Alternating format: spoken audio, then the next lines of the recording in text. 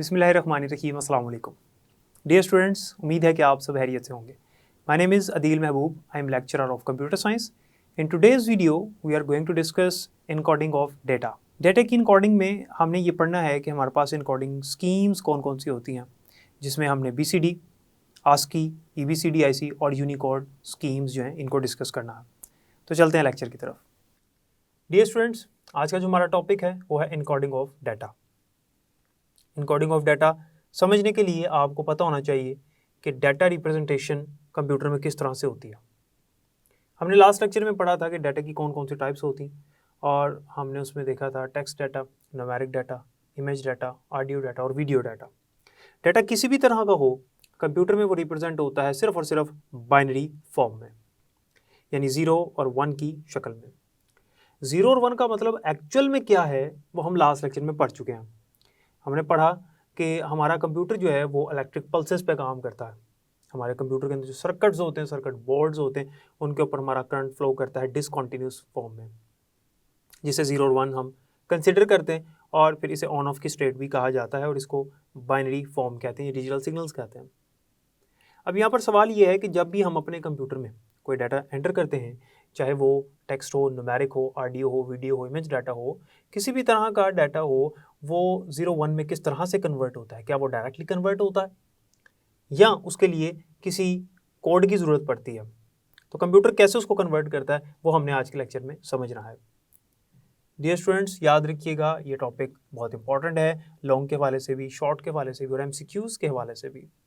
इसके अंदर जो जो MCQs बनते हैं लेक्चर के लास्ट में मैं कुछ आपको बताऊंगा भी और आपके साथ डिस्कस भी करूंगा।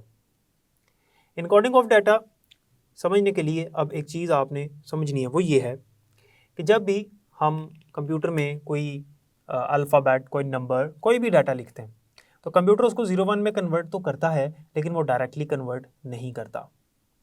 आप यूँ समझ लें कि हम अगर कंप्यूटर में लिखते हैं A, तो ये A कन्वर्ट हो गया 0-1 के अंदर।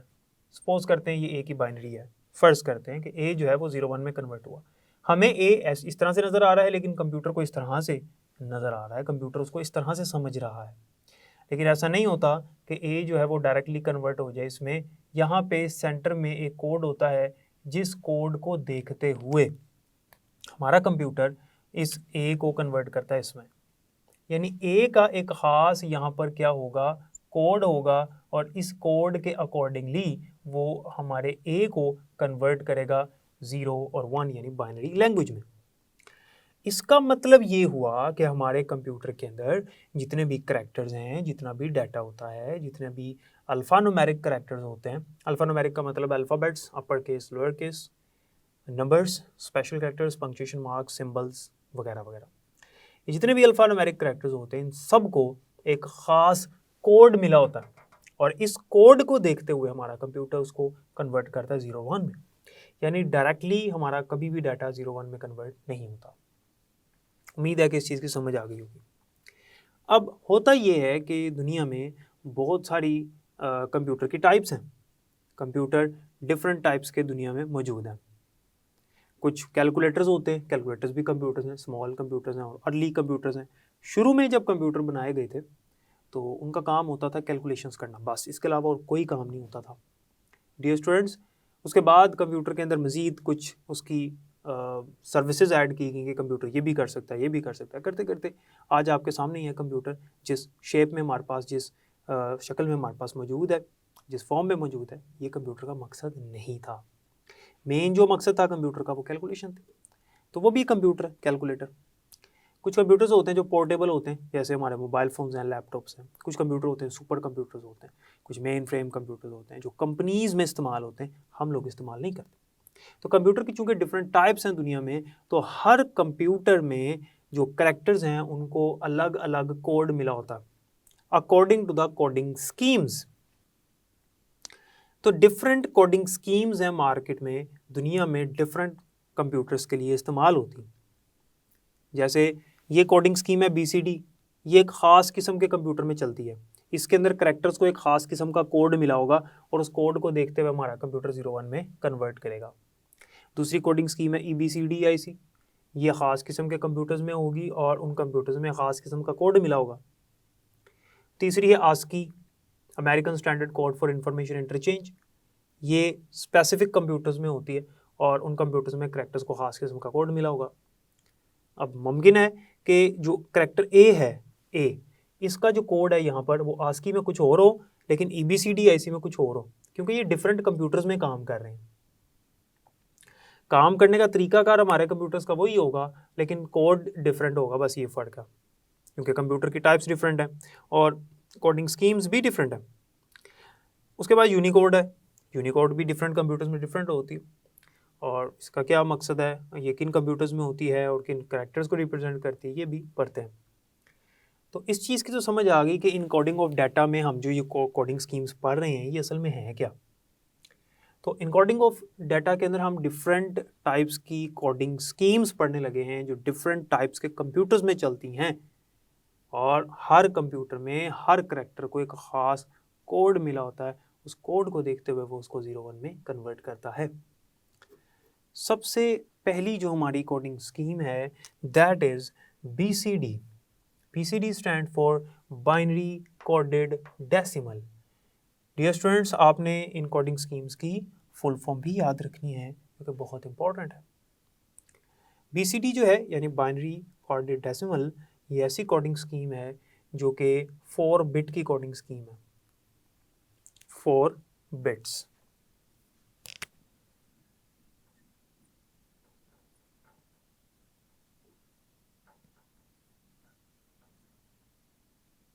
ये पॉइंट बहुत इंपॉर्टेंट है, आपने इसको ध्यान से समझना है।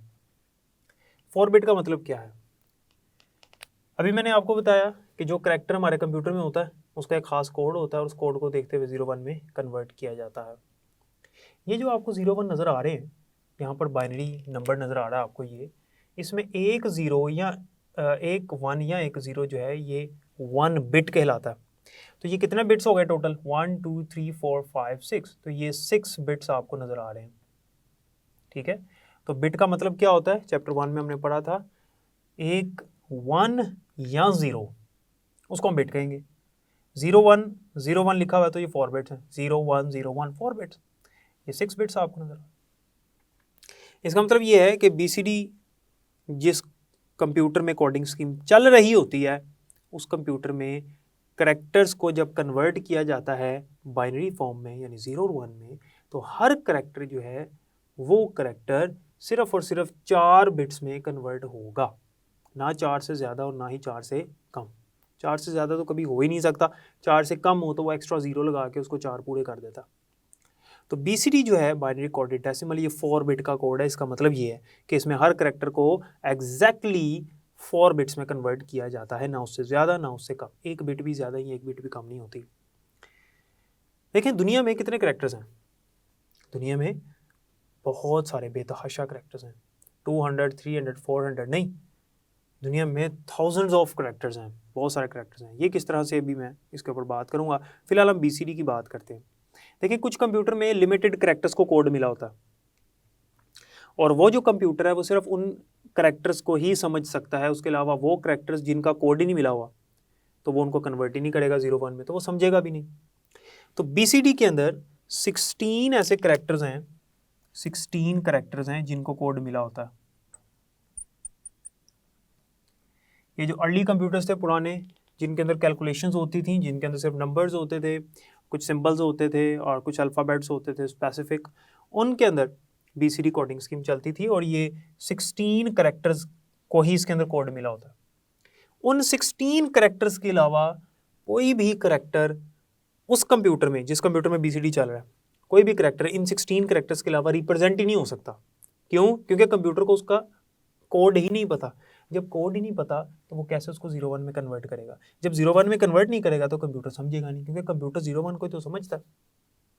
इसका मतलब ये हुआ कि जिन करैक्टर्स को स्पेसिफिक कोड मिला हुआ है सिर्फ वही करैक्टर्स जो हैं वो कंप्यूटर में रिप्रेजेंट हो सकते हैं, उसके अलावा कोई करैक्टर कंप्यूटर में रिप्रेजेंट नहीं हो सकता।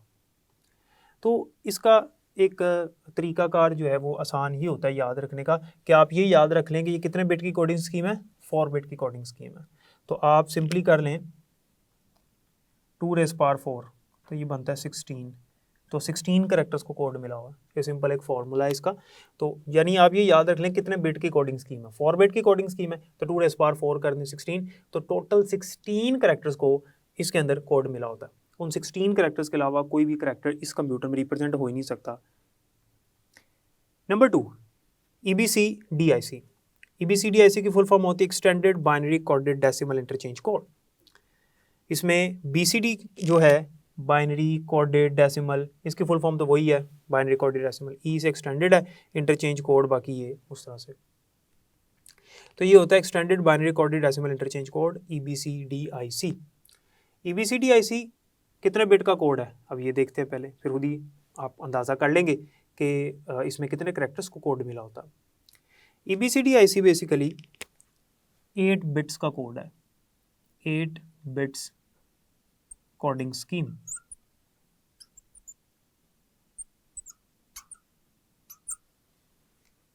एट बिट कोडिंग स्कीम है, तो इसका मतलब है कि 256 कैरेक्टर्स हैं जो इसमें रिप्रेजेंट हो सकते हैं जिनको कोड मिला हुआ है।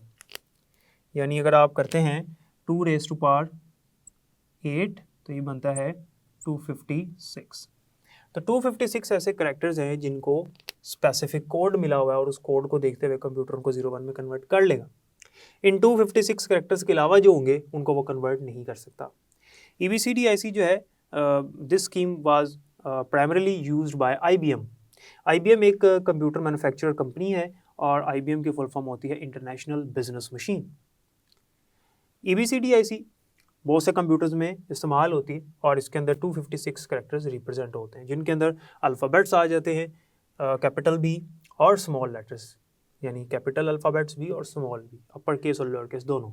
नंबर्स आ जाते हैं 0 से 9 तक सारे नंबर्स आ जाते हैं और इसके अलावा स्पेशल कैरेक्टर्स भी सारे के सारे इसके अंदर आ जाते हैं। लेकिन जो कुछ मैथमेटिकल सिंबल्स हैं या कुछ फार्मूलाज हैं या कुछ इक्वेशंस होते हैं, कुछ कैरेक्टर्स होते हैं, वो इसके अंदर रिप्रेजेंट नहीं हो सकते हैं। उसके बाद आती है हमारे पास ASCII कोडिंग स्कीम। ASCII बहुत इंपॉर्टेंट कोडिंग स्कीम है और आज बहुत ज़्यादा इस्तेमाल होती है। ASCII की फुल फॉर्म होती है American standard code for information interchange. ये फुल फॉर्म एक दफ़ा बोर्ड में आ चुकी हुई है। ASCII जो है ये कुछ कंप्यूटर्स में 7 बिट्स की चल रही होती है और कुछ कंप्यूटर में 8 बिट्स की कोडिंग स्कीम ये चल रही होती है। कुछ कंप्यूटर्स में ये 7 बिट का कोड होता है और कुछ कंप्यूटर्स में 8 बिट का कोड होता है। तो जिन कंप्यूटर्स में 7 बिट का कोड है उन कंप्यूटर्स में 128 कैरेक्टर्स जो हैं उनको कोड मिला होता है, वो रिप्रेजेंट हो सकते हैं 128 कैरेक्टर्स। और जिनमें 8 बिट की कोडिंग स्कीम है उसमें उसी तरह से 256 कैरेक्टर्स।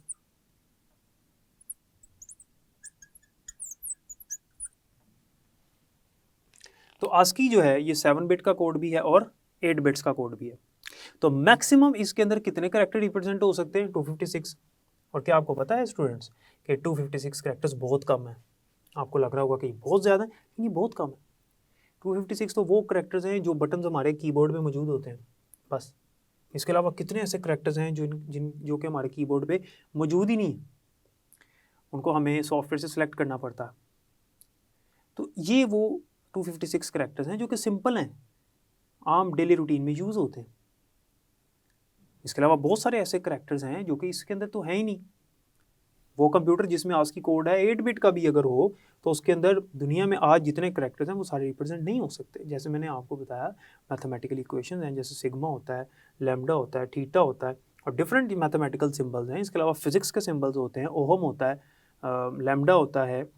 इसी तरह से फ्रीक्वेंसी के लिए जो हमारे पास यूनिट्स इस्तेमाल होते हैं उसके लिए जो रिप्रेजेंटेशन होती है ये वो सिंबल्स हैं। बहुत सारे इस तरह के बेतहाशा सिंबल्स आपको मिलेंगे, लेकिन ये जितने भी सिंबल्स हैं, ये कैरेक्टर्स हैं, ये इनमें आते ही नहीं हैं। ये तो सादे से कैरेक्टर्स हैं जो कि आम रूटीन में इस्तेमाल होते हैं, जैसे अल्फ़ाबेट्स हैं, capital, upper case, lower case, letters, numbers हैं, और स्पेशल कैरेक्टर्स हैं, पंक्चुएशन मार्क्स वगैरह, question mark, dot, comma, apostrophe, hyphen, underscore etcetera.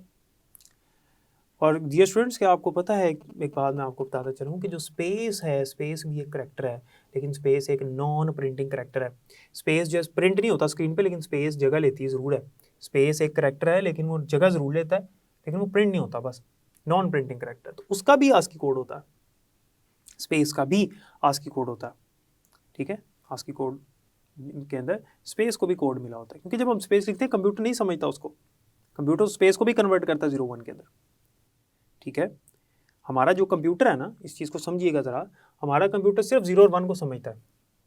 और ये 0 1 जो है, मैंने आपको पहले बताया कि इलेक्ट्रिक पल्सेज हैं actually, absent and presence of current है। अगर करंट प्रेजेंट है तो वो उसको 1 समझता है, अगर एब्सेंट है तो 0 समझता है। यहाँ पे 0 1 ये मैथमेटिकल 0 1 नहीं है।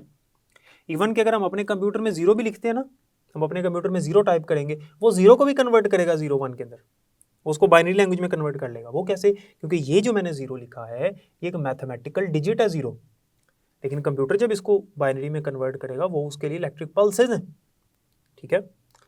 उसके बाद आता है यूनिकोड, जिसकी फुल फॉर्म होती है यूनिवर्सल कोड। यूनिकोड जो है ये 16 बिट का कोड होता है, 16 बिट्स कोडिंग स्कीम। और 16 बिट्स कोडिंग स्कीम का क्या मतलब है? इसके अंदर 65536 करैक्टर्स हैं जिनको कोड मिला होता है।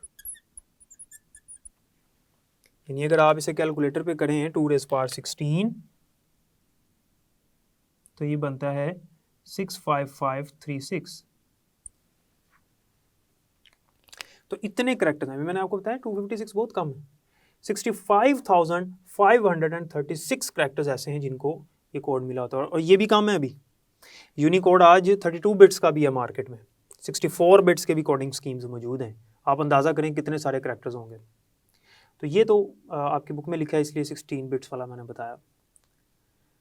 देखें एक चीज़ ज़रा समझिएगा कि अगर एक शख्स एक कंप्यूटर इस्तेमाल कर रहा है और वो जो कंप्यूटर है उसके अंदर यूनिकोड चल रहा है, उसके पास एक ऐसा सिंबल है जो उसके कंप्यूटर में मौजूद है, वो कंप्यूटर रिप्रेजेंट कर रहा है, वो एक दूसरे शख्स को वो मैसेज भेज देता है और वो सिंबल भेजता है उसको, उसके साथ मैसेज के अंदर वो सिंबल भी ऐड करके भेज देता है, या कोई मैथमेटिकल सिंबल है उसको भेज देता है। बहरहाल उसके कंप्यूटर में चल रहा है आस्की कोड 8 बिट्स वाला फॉर एग्जांपल। तो ये जो 256 करैक्टर्स हैं, इन 256 करैक्टर्स के अंदर वो वाला करैक्टर नहीं है जो इसने यहाँ से भेजा यूनिकोडिंग स्कीम के मुताबिक। इसके मोबाइल में वो करैक्टर रिप्रेजेंट हो रहा था, लेकिन जब इसके मोबाइल में या इसके कंप्यूटर में जब वो करैक्टर आएगा तो रिप्रेजेंट नहीं होगा। अमूमन क्या होता है, मोबाइल के अंदर इस तरह से एक बॉक्स बना जाता है उसकी जगह पर, हम कहते हैं यहाँ पे कोई करैक्टर है लेकिन रिप्रेजेंट नहीं हो रहा। वो क्यों नहीं रिप्रेजेंट होता? वो इस वजह से रिप्रेजेंट नहीं होता कि हमारे कंप्यूटर के पास उसका कोड नहीं होता। जब कोड नहीं होगा तो वो 0 1 में कन्वर्ट नहीं करेगा, ब्लॉकेज आ जाएगी।